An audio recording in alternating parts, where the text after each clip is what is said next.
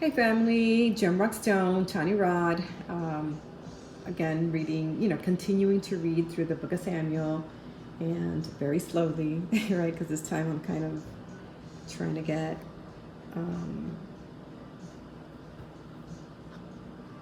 trying to understand what it is that, God is saying through every single part of this book. So in Samuel, 2 Samuel 17, we find David running from Absalom, his son. And I initially did not understand why King David had to run away from his son. He was the king for a while. And the only thing I can think of was that Absalom was his son whom he loved. And he had already lost one son, Amnon. Remember, Absalom killed Amnon because Amnon had raped their sister. And so I can only imagine that King David just didn't want to lose another son. And he didn't want to lose Absalom. And Absalom was, the Bible says that he was tall and handsome and etc. And he just didn't want to lose him. So I believe that's the reason why he ran. I don't know why other reason, because he really was the king.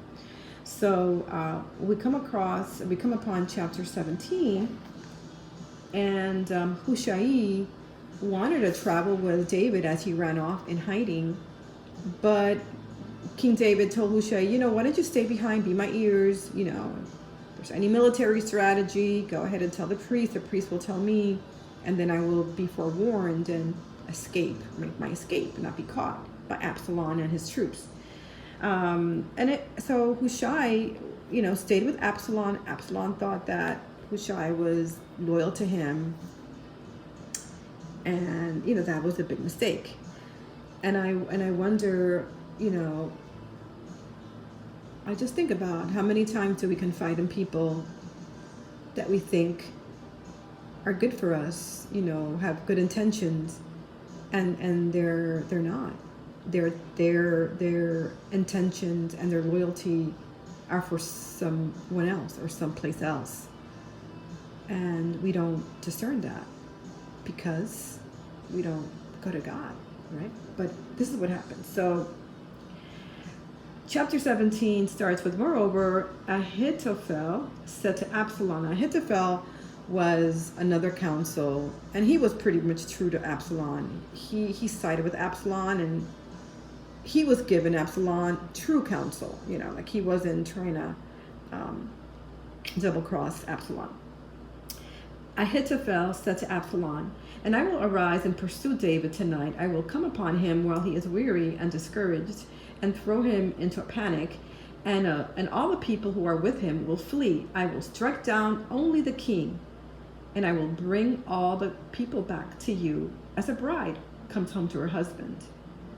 You seek the life of only one man, and all the people will be at peace. And the advice seemed right in the eyes of Absalom and all of the elders of Israel. So this counsel spoke to Absalom. Here's the plan. And Absalom said, hey, that seems like a good idea. And then the next verse has Absalom turning his head and his ears to Hushai, the spy. Verse 5 says, and Absalom said, call Hushai the Archite also, and let us hear what he has to say. And when Hushai came to Absalom, Absalom said to him, pretty much Absalom told him what Ahithophel had counseled him. And Hushai counseled him quite the opposite. He said, no, you lead the troop. That way the people will admire you as their king. And then he went ahead and he let the priest know, what Absalom was going to do, because Absalom had agreed to adhere to Hushai's counsel. And this is the second time in Samuel, well, not the second time directly, but it is yet another time in the book of Samuel where I notice that when we don't stop and turn our heads to God and turn our ears to God and ask him what it is that we're supposed to do, irrespective of what other people are counseling or saying or advising, then we're going down the wrong path. I'm not siding on the side of Ahithophel and Absalom. Clearly God was not on their side, but they didn't seek out God either. You know what I'm saying? They did not stop and seek out God. Now, David was thinking, maybe this is God's way of punishing me because of the whole thing with, Bathsheba, forgot her name. The infidelity and the killing of Bathsheba, right?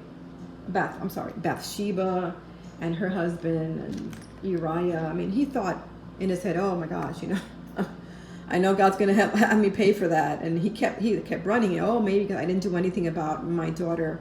I didn't prevent my daughter getting raped by my son and then him getting killed by Absalom. Like, he just felt guilty about a lot of things. I think it's funny because, everybody, and even God, of course, God said that David was a man after his own heart, and yet his heart was so heavy with guilt and shame of the things that he didn't do right.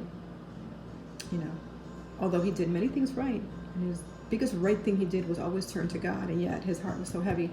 And so anyway, so David, thought, oh, this is me, this is God paying, this is me, having to pay for what I did. And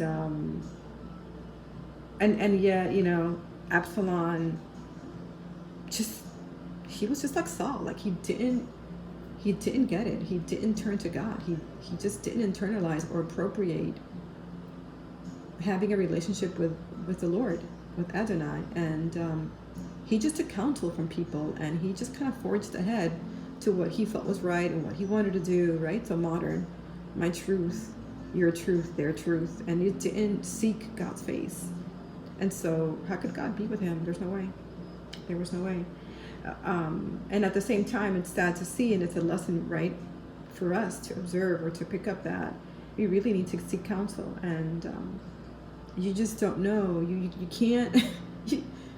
It's just not wise for us to turn to people all the time when we have God all around us, just waiting for us to come to him and to ask him, what do you think? What should I do? And just be still. Look, it's hard for me because I'm the one who always jumps, and then God follows me, and then he straightens out my path. He fights lions, bears off my path for me, and I'm so grateful to the Lord. And yet, I know that that's not the way it's supposed to be. It's the other way around. It's waiting, and then moving forward, understanding clearly that this forward is God's directive. Anyway, I didn't want to say more than that. When we read the word, I know that it's common and easy and makes sense, right, for us to concentrate on the good things and the right things, of course.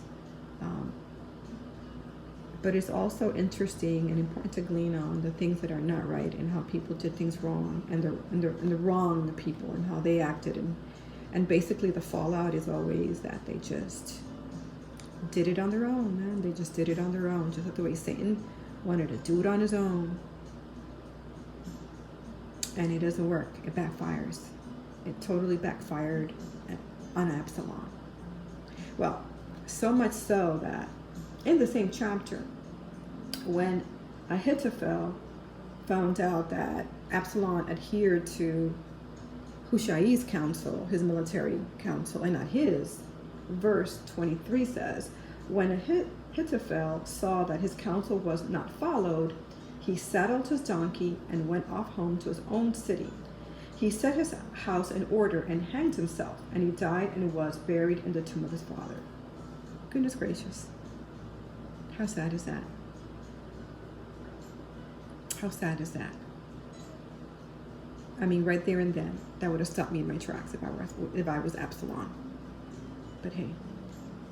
All right, family. Talk soon.